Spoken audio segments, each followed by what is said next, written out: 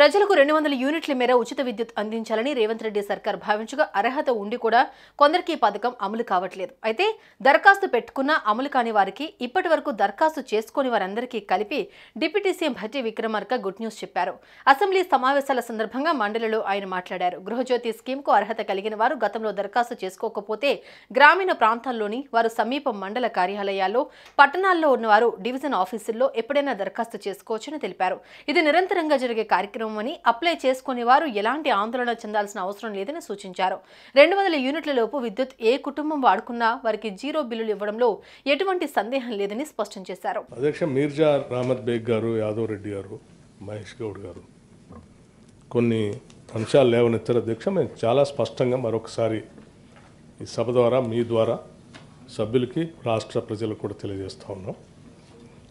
200 unit లోపల ఎవరు కరెంట్ని వాడుకున్నా, ఏ కుటుంబాలు వాడుకున్నా ఆ కుటుంబాలన్నిటికీ ఉచితంగా జీరో బిల్లు ఇచ్చే దాంట్లో ఎటువంటి సందేహం లేదు. చాలా క్లియర్ కట్ డైరెక్షన్స్, గైడ్లైన్స్ కూడా ఉన్నాయి. అట్లాగే ఈ 200 యూనిట్ లోపల వాడుకుంటున్నటువంటి వాళ్ళందరినీ ప్రభుత్వంగా మేము సెలెక్ట్ చేయలేదు.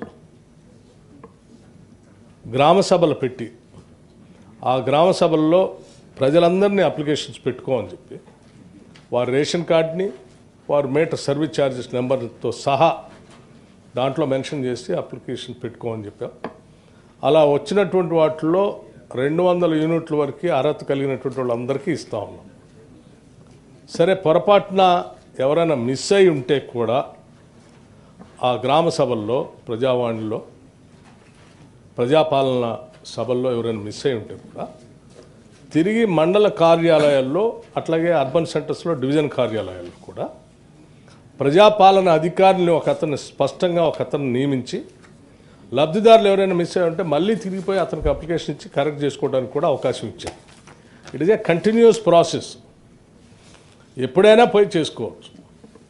అట్లాగే ఒక్కోసారి ఎక్కువ కాలుతుంది ఫంక్షన్ ఉన్నప్పుడు, ఒక్కోసారి తక్కువ కాలుతుంది, అటువంటిప్పుడు పరిస్థితి ఏంటని అడిగారు.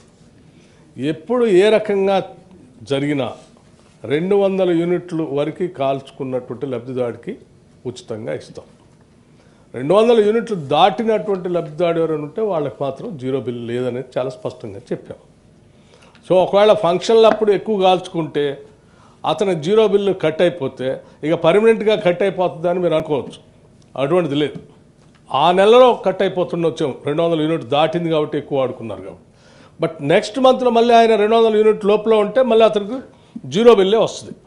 సో ఏ ఇబ్బంది లేదు. మీకు కూడా నేను సభ్యులందరూ, గౌరవ సభ్యులందరూ కూడా నేను విజ్ఞప్తి చేస్తున్నాను. మీకు తెలిసినటువంటి వాళ్ళు కూడా ఎవరైనా అర్హత ఉండి ఎవరైనా మిస్ అయి ఉంటే ప్రజాపాలన కార్యాలయంలోకి మీరు పంపించేసి వాటిని తిరిగి మళ్ళీ అప్లోడ్ చేయించే కార్యక్రమాన్ని చేయండి. ఇది మేము రాష్ట్ర ప్రభుత్వం చాలా సీరియస్గా కమిట్మెంట్తో చేస్తున్నటువంటి కార్యక్రమం. ఏ ఒక్కళ్ళను కూడా వదిలిపెట్టం.